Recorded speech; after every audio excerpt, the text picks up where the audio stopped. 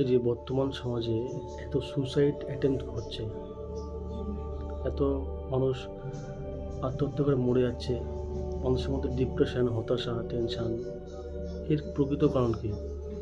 এর প্রকৃত কারণ ভগবান বলছেন যে মনকে নিয়ন্ত্রণে রাখতে না পারা, এটা হচ্ছে মূল কারণ।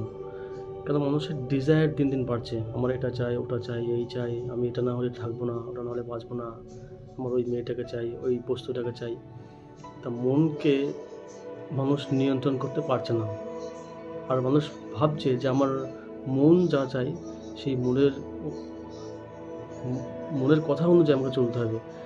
আর মনকে কখনো সন্তুষ্ট করা যায় না। তাই বলছে ভগবান অর্জুনকে যে মনকে তোমাকে কন্ট্রোল করতেই হবে, মনকে নিয়ন্ত্রণ করতে শিখতেই হবে। কিন্তু ভগবান স্বয়ং নিজেও স্বীকার করছেন যে সেই কার্যটা খুবই কঠিন।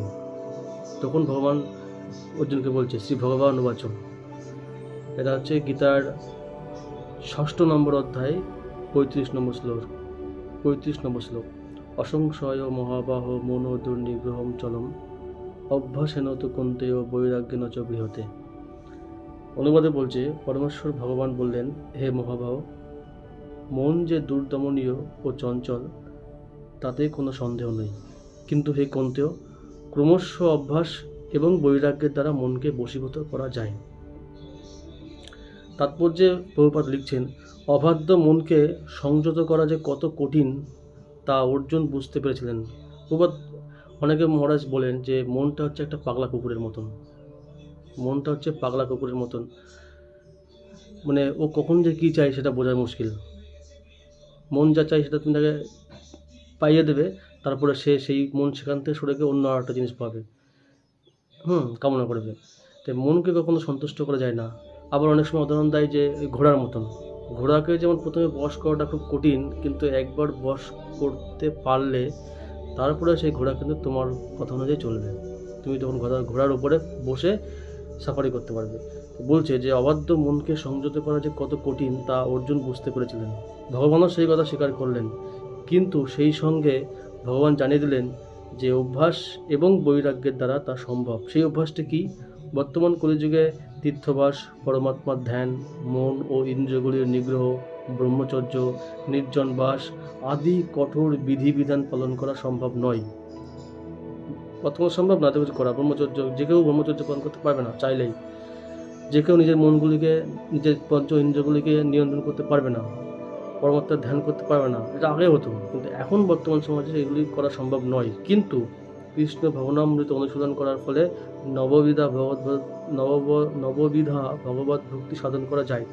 ভক্তির প্রথম এবং প্রধান অঙ্গ হচ্ছে কৃষ্ণ কথা শ্রবণ। কিন্তু এই কৃষ্ণ কথা শ্রবণ এর মাধ্যমে মনকে কন্ট্রোল করা যায়। যেমন প্রত্যেক গ্রাসে গ্রাসে ক্ষুধা নিবৃত্তি হয়, ঠিক তেমন কৃষ্ণ কথা শ্রবণে নিজের মনের উপর নিয়ন্ত্রণ, আধিপত্য বিস্তার করা যায়। মনকে সমস্ত ভ্রান্তি ও অনর্থ থেকে শুদ্ধ করার জন্য এটি একটি শক্তিশালী পন্থা। কৃষ্ণ কথা যত বেশি শ্রবণ করা যায়, মন ততই প্রবুদ্ধ হয়ে কৃষ্ণ বিমুখ বিষয়ের প্রতি অনাসক্ত হয়। তখন কৃষ্ণের প্রতি আসক্ত হয় এবং বাইরে যত ম্যাটেরিয়াল লাইফ, যত যা কিছু আছে এইসবের প্রতি মন অনাসক্ত হয়ে যায়, আসক্ত থাকে না। তখন আর বলে না সে যে আমাকে এটা চাই, ওটা চাই। সে কৃষ্ণ কথা শ্রবণের মাধ্যমে একদম সম্পূর্ণ সন্তুষ্ট হয়ে যায়, তার আর কিছু চাওয়া পাওয়া বাকি থাকে না। কৃষ্ণ ভক্তির প্রতিকূল কার্যকলাপ থেকে মনকে অনাসক্ত করার ফলে সহজেই বৈরাগ্য শিক্ষা লাভ করা যায়। বৈরাগ্য মানে হচ্ছে বিষয়ের প্রতি অনাসক্তি। এটা করার জন্য আলাদা কিছু করা লাগে না, কৃষ্ণ কথা শ্রবণ করতে করতে এটা অটোমেটিকলি হয়ে যায়। কৃষ্ণের প্রতি আসক্তি থাকবে তো জড় পদার্থের প্রতি অনাসক্তি আপনা আপনি চলে আসবে। এবং ভগবানের প্রতি আসক্তি, কৃষ্ণলীলায় মনকে আসক্ত করার থেকে নির্বিশেষ বৈরাগ্য অনেক বেশি কঠিন। কৃষ্ণলীলার প্রতি আসক্তি বস্তুত খুবই সহজসাধ্য, কারণ কৃষ্ণ কথা শ্রবণ করা মাত্রই শ্রোতা তার প্রতি অনুরক্ত হয়, খুব তাড়াতাড়ি আকর্ষণটা তৈরি হয়ে যায়। এই আসক্তিকে বলা হয় পরেশানুভব, অর্থাৎ পারমার্থিক সন্তোষ। এই অনুভূতি অনেকটা ক্ষুধার্ত ব্যক্তির প্রত্যেক গ্রাসে গ্রাসে ক্ষুধা নিবৃত্তির রূপ তৃপ্তির মতো। প্রত্যেক গ্রাসে গ্রাসে যেমন খাওয়ার পরে আস্তে আস্তে আমাদের ক্ষুধাটা প্রাপ্তি হয়, ক্ষুধাটা মরে যায়, ক্ষুধার সময় যতই ভোজন করা হয় ততই তৃপ্তি ও শক্তি অনুভব হয়। সেই রকম ভক্তির প্রভাবে মন বিষয়াসক্তি থেকে মুক্ত হয় এবং অপ্রাকৃত তৃপ্তি অনুভব হয়। তাই পদ্ধতি অনেকটা সুদক্ষ চিকিৎসা এবং উপযুক্ত আহারের দ্বারা রোগ নিরাময়ের মতো। একজন চিকিৎসক যেমন কিছু ডায়েট দেয় এবং কিছু মেডিসিন দেয়, ঠিক সেরকমই কৃষ্ণলীলা শ্রবণ এবং জপ, এই দুটির মাধ্যমেই ভবরোগ থেকে নিরাময় হওয়া যায়।